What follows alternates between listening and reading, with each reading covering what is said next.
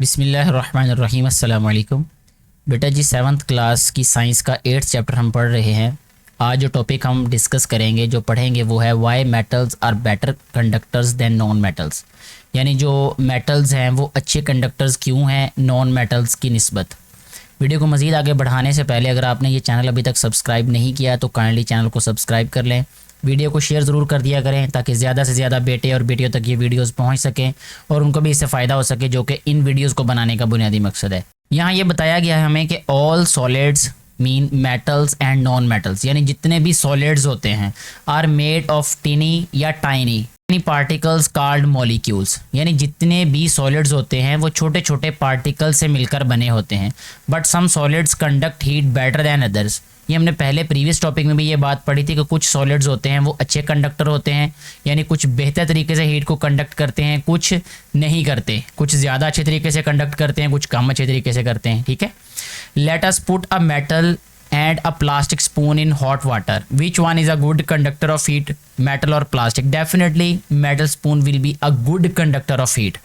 When both spoons receive heat energy, जब दोनों को हरारती तवानाई मिलती है, the particles का मतलब ये है कि जिन एटम्स और मॉलिक्यूल से मिलकर वो स्पून बना है, the particles at the hot end of each spoon vibrate fast and bump into neighboring particles. ये हमने प्रीवियस टॉपिक में भी यही सेम वर्डिंग पढ़ी है कि जब हम उसको हीट देते हैं तो वो ज़्यादा तेज़ी से वाइब्रेट करना शुरू कर देते हैं जो पार्टिकल्स होते हैं, और वो साथ वाले नेबरिंग पार्टिकल से टकराना शुरू कर देते हैं और वो उनको भी मजबूर कर देते हैं कि वो ज़्यादा तेज़ी से वाइब्रेट करें, यानी अपनी एनर्जी उनको ट्रांसफ़र कर देते हैं, वो जो काइनेटिक एनर्जी होती है उनकी। These particles transfer heat energy to next neighbouring particle, इस तरह वो नेक्स्ट जो नेबरिंग पार्टिकल्स होते हैं उनमें हीट एनर्जी ट्रांसफ़र कर देते हैं।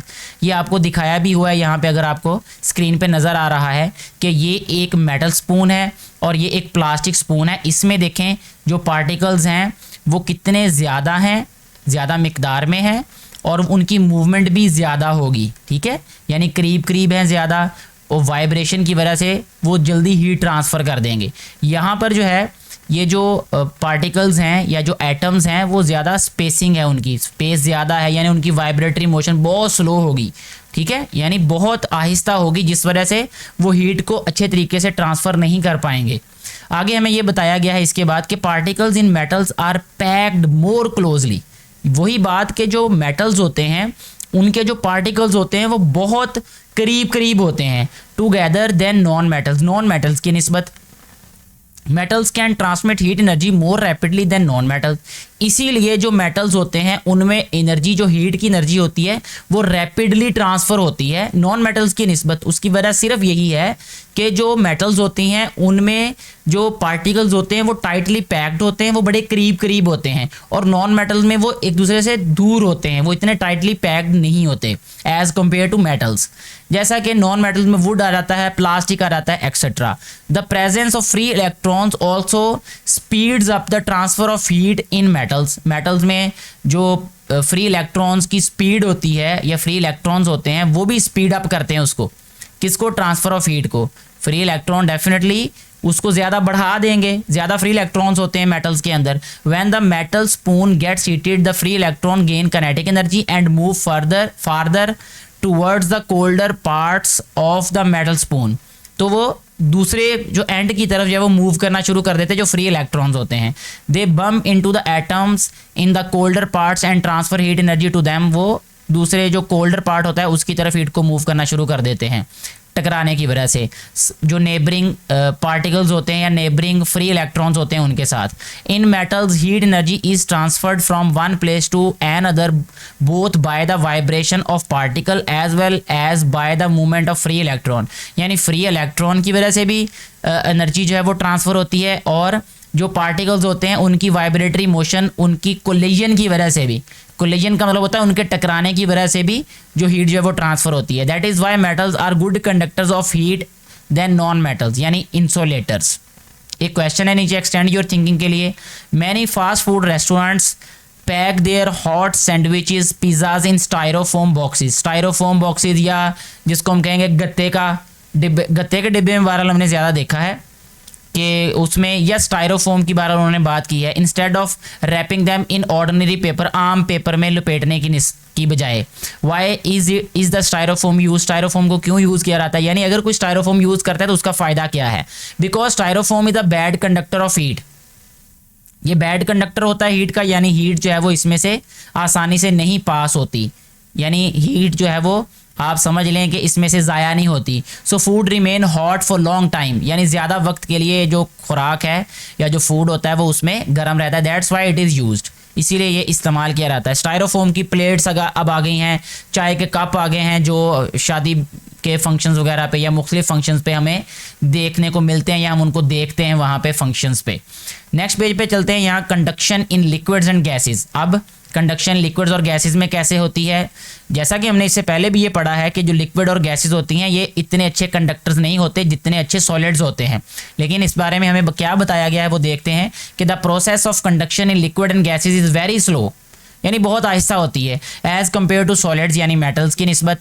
The particle in solids and gases are not held closely together, particle जो होते हैं ना सॉलिड्स और लिक्विड और गैसेस के, वो एक दूसरे के साथ क्लोजली पैक्ड नहीं होते, ठीक है।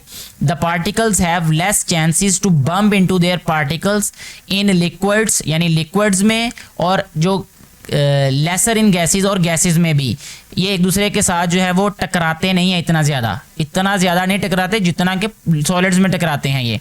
That is why the transfer of heat energy from fast moving particle to neighbouring particle is slow.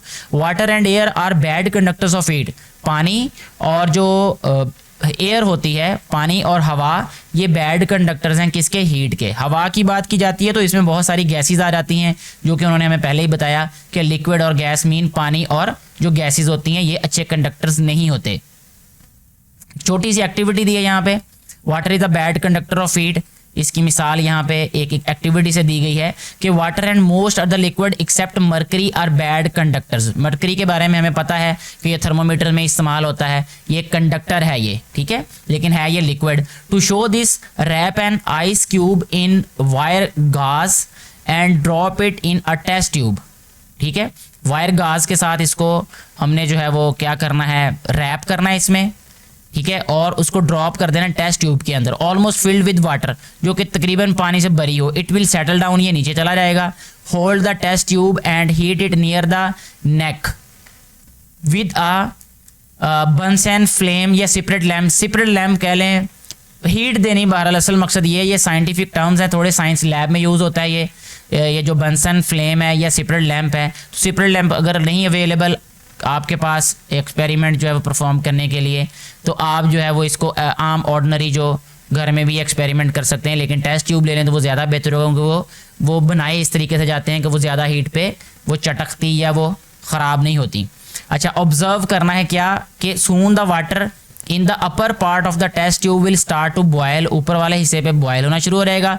But the ice at the bottom melts very slowly, नीचे जो है वो आहिस्ता आहिस्ता जो है वो मेल्ट होगी ice. It shows that water is a bad conductor of heat, इससे यही पता चला कि जो वाटर है वो बैड कंडक्टर है हीट का, ठीक है। इसके साथ ही हमारी आज की वीडियो यहीं पे ख़त्म होती है। अगर कोई कन्फ्यूजन हो इस वीडियो में बताए गए डिस्कस किए गए टॉपिक में तो आप नीचे कमेंट करके पूछ लीजिएगा, अपनी राय का ज़रूर इज़हार किया करें। Thank you very much.